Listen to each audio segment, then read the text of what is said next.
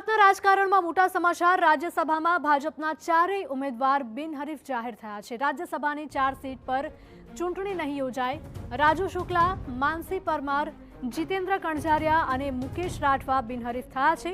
ગુજરાત વિધાનસભાનું સત્તાવાર notification form પરત ખેંચવાનો આજે અંતિમ દિવસ હતો।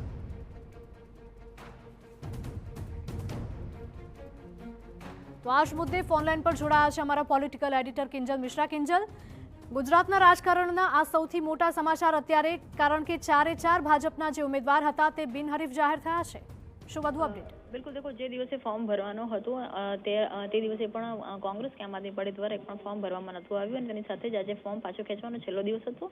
સમય અવધિ પૂર્ણ થઈ ચૂકી છે, ત્યારે સત્તાવાર રીતે પહેલા દિવસથી જેવું કહેવામાં આવતું હતું કે ચારે ચાર ઉમેદવારો બિનહરીફ છે તે થવાના છે, પરંતુ આજે સત્તાવાર રીતે વિધાનસભામાં આ અંગે નોટિફિકેશન પણ જાહેર કરવામાં આવ્યું છે અને આ સાથે જ ગુજરાતનો રાજ્યસભામાં જે સંખ્યાબળ છે 11 જે બેઠકો છે પહેલી વખતે ભાજપ તરફી થઈ રહી છે। કોંગ્રેસની એક પણ બેઠક હવે રહી નથી અને આજે સત્તાવાર રીતે વિધાનસભાની અંદર જાહેરાત છે તે કરી દેવામાં આવી છે અને ચારે ચાર ભાજપની બેઠકોને બિનહરીફ કરાઈ છે।